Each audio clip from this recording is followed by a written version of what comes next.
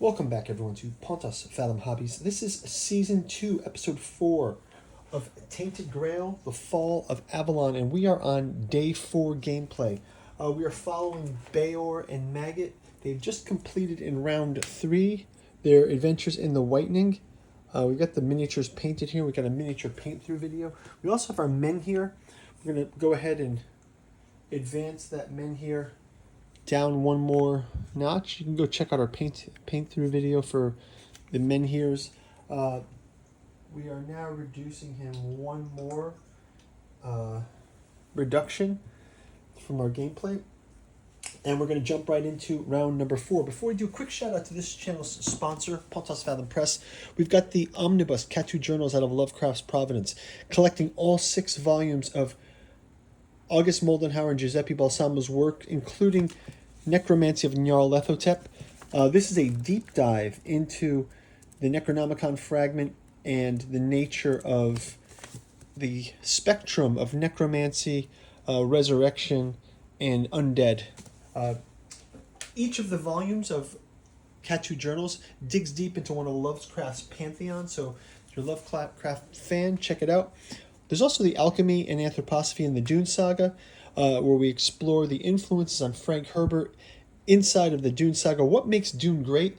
This is a book that kind of explores some of those insights. And then there's Jungian Alchemy and Horror and Science Fiction, digging into Lovecraft, Herbert, and Philip K. Dick. This is from our podcast series. So a lot of the topics of the books, we actually cover those in the podcast channel. If books aren't your thing, no worries. Check out our Patreon. For as little as $1, you can stay abreast of our gameplay for A Song of Ice and Fire, Joan of Arc. We've got miniature painting coming up. We've got Season 3 of Cthulhu, Death May Die. And this year we're jumping into extended campaigns through Tainted Grail, starting with Fall of Avalon, moving on to Red Death, and then we'll get into Age of Legends and Last Night. So let's jump into round 4 without further ado. As usual, liking and subscribing. Your comments are welcome below. This is my first time playing a full game, so let's kind of go through this. First off, we've got just reviewing our Ancient Knowledge quest. It says, earn the Menhir's right to secret cards. So we're still waiting for that to happen, but what we're going to do is we're going to reduce both of our characters down 1 for energy, and our party will move down into the Charred Conclave. Which says, the Charred Conclave says, the wind that caresses the long grass of this desolate highland also carries the smell of burnt flesh. Draw a gray encounter when you enter this location once per day. So we're going to draw a gray encounter. And this is the mist-shaped vermin. So we have a mist-shaped vermin here. And we are going to put this encounter down. We'll have Bayor grab his combat here. And Bayor's got... I think Bayor will be able to...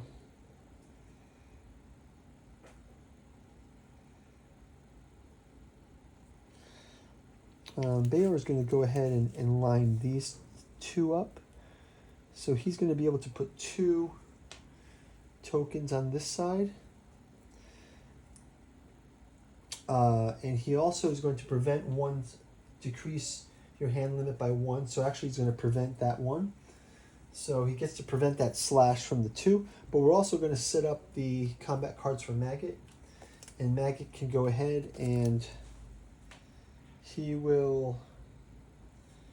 Maggot's going to go ahead and he will just finish up the attack with the 3rd. And that's going to do it for this guy. So we're going to get... the loot here is 1 food each. So we each get 1 food from this vermin. And that'll clear that out. Do we also have...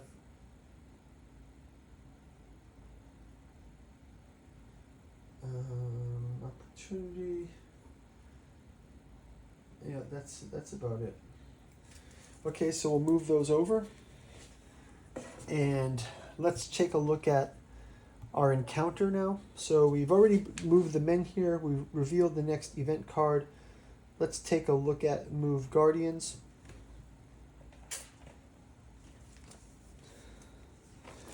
So we're in 104. Let's take a look at 104. 104. This is the Charred Conclave. Let's take a look. It says, let me get this great image here. It says, it doesn't take long to find it. You just have to follow your nose. The remnants of enormous wicker man kneel at the bottom of a small vale. You were here when it was set alight years ago. The day was wet. The wicker man smoldered but didn't burn. Its victims, dozens of tightly packed druids, are still inside, their melted faces and charred beards pressed against the bars. They're looking toward the gray, silent skies. Barely audible, ceaseless whispers seem to fill the air. If you're playing Maggot, or if he's in your party, go to verse 10. Okay, so we've got Maggot, so we get to go to verse 10. It says, the lipless mouths sneer at you. The melted fingers seem to beckon and call you. An angry whisper grows in the sound of the sea. Finally, you realize they want you to come inside, to step beyond the charred bars, where their back arms and melted fingers may close around you, or to place where your life should have ended with theirs. So go inside requires Maggot, or at least one spirituality. So we can go to verse 4. So let's go inside. So you break some of the bars, open and step inside, choking on the foul smell. Closer, a voice in your head says. You lie between the charred carcasses and feel your arms wrapped up. Closer, the voice repeats as hands begin to pull you in. Try to break yourself free, lay still. Or if you have charred knowledge status, go to verse 5. So let's see, do we have charred knowledge status? We have Hunter's Scrounger. We don't have charred knowledge, so no, not yet. So we can either try to break free or lay still. Okay, so we're going to go to try to break free. Go to verse 8. Takes a lot of effort, but you manage to break the free. Each party loses 2 heart and gains 1 terror. Exploration ends. Okay, so we do lose 2 heart here. And we gain 1 terror. Okay, so that's going to do the end of the exploration. So let's go ahead and rest, so we can consume 1 food to restore 1 health and lose 1. So we can consume 1 food to gain 1 health and lose 1 terror and lose 1 terror. Let's do 2 food to get that up 1 more. And then we can rest to recover full energy. So energy is fully restored now. If you are exhausted, restore 4 points instead. Advance your characters by spending EXP. No EXP. Modify your dex. If you're in a location with a dream icon, you can read the dream. So we do have a dream icon. Let's flip to see if it's a dream or a nightmare.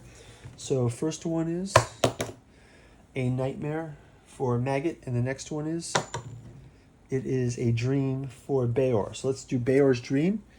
In your dream, you flee from a rolling wave of darkness slowly consuming the land behind you. You try to pick your paths carefully, making sure to gather ample provisions along the way, and to rekindle any menhirs you find. After a while, the wave catches up to you and swallows you whole. You come back to the start of the dream. This time you flee as fast as you can carry you, but hunger, dead ends, and the beast of this land quickly ends your life.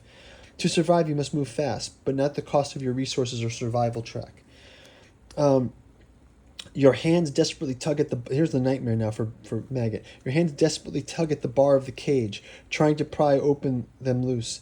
Other people thrash around you in pure terror. Your lungs and mouth begin to fill with thick, oily smoke rising from those behind you. Your screams no longer sound human. Finally, the flames reach your body, blistering your skin, melting your flesh, a moment of agony and terror, and then you're back in the cage again, in another place, reliving the execution once again and again and again, from 200 different perspectives. The dream seems to last forever and leaves you completely traumatized and shaken. Wow, each character has a nightmare loses 1 health and gains 1 terror. So that's lose 1 health and gain 1 terror. So he's back to that again. And also we have to dial down his dream. This was his card of the pale crystals that we gathered last time. So we'll move that down 1. We've also moved our Menhir down. And that is going to do it for round number 4. We will see you in day 5 on the next turn. Thank you for watching. Bye-bye.